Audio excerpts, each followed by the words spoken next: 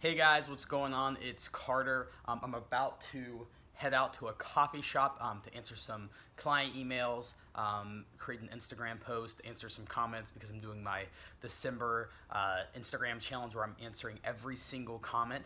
So if you haven't done that yet, take advantage of it because answering every single comment, no exceptions within the first 48 hours. But anyways, I wanted to quickly make this video partly because I haven't made a video in a long time, but also because I think it's a super important topic that, you know, I've addressed before, but I haven't necessarily given my full viewpoint on, or maybe I haven't given the reasoning behind why I have a certain viewpoint on it.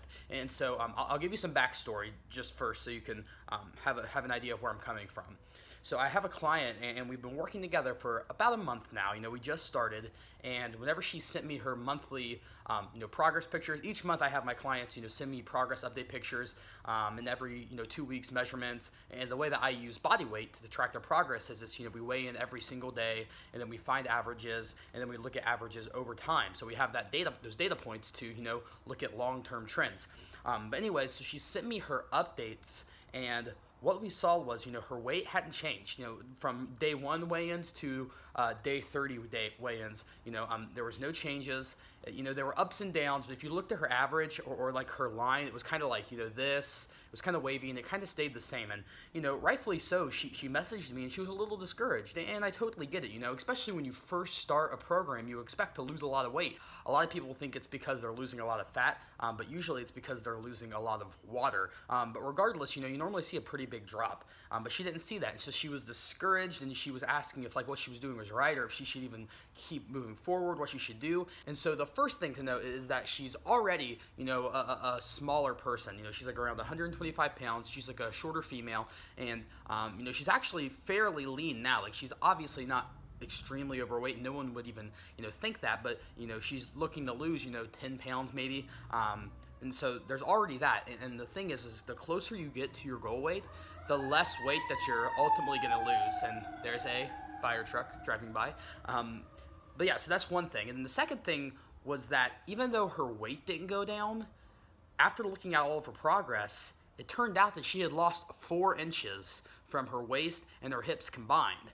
And that is huge. Like, if the scale's not going down but your inches are changing, that is a big deal. That means you're making awesome progress. Better yet, that's a good sign that you might have, built some muscle, or maybe you are at least retaining muscle. Whatever it is, that's a sign that you are moving in the right direction. And not only that, her numbers in the gym had been going up. She's getting stronger. And so, at first glance, whenever she was first upset, she was only looking at her body weight. Now, it hadn't changed. She had put all this work in, and there was no changing, and she thought maybe she was doing something wrong. But then once we started to look at the other things, she started to realize, okay, wow, I am making progress, and maybe the scale isn't everything. Maybe it's not all I've, hyped it up to be. And I think that this is a reoccurring issue that I see across the board. She is not alone in this. And I know that because I'm the same way. Whenever I first started losing weight, I would weigh in every single day. If the weight wasn't going down, I thought I was doing something wrong. I'd make a change every single time the scale didn't go down. And it led me to do some pretty drastic and restrictive things. Some things that worked, some things that didn't. And because of the nature of my personality, I was able to do these stupidly strict or restrictive things. And but for a lot of people, what happens is they just burn out and they quit and they stop and they, start that yo-yo cycle of diet really hard until they don't see progress, and then they, balloon back up, and then they do it again. And it all comes down to the fact that they're using the scale as the only way to analyze their progress. And that's one of the biggest mistakes you can make.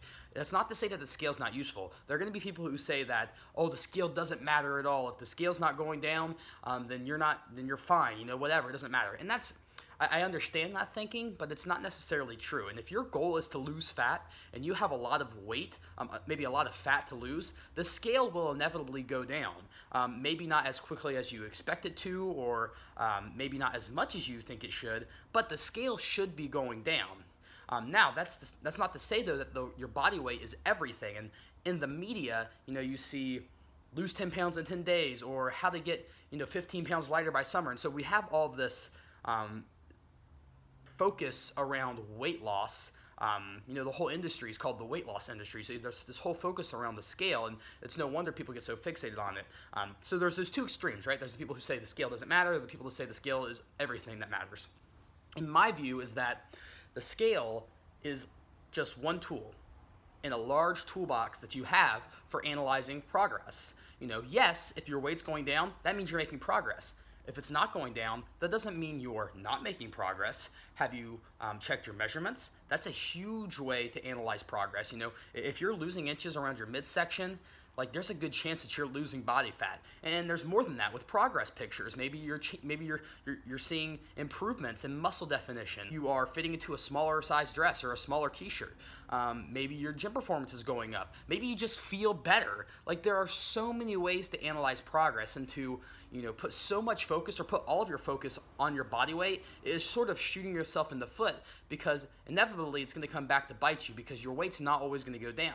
Maybe that means that you are plateaued, if your measurements aren't changing and your progress pictures aren't changing and your weight's not changing. Maybe that means something does need to change. But if your weight's not changing but everything else is moving in the right direction, that is not a sign at all that you're not doing something right. That's a sign that you're doing something very right, and you should continue doing what you're doing. And so the basic idea of this video is just to say, if your weight's not changing, don't freak out.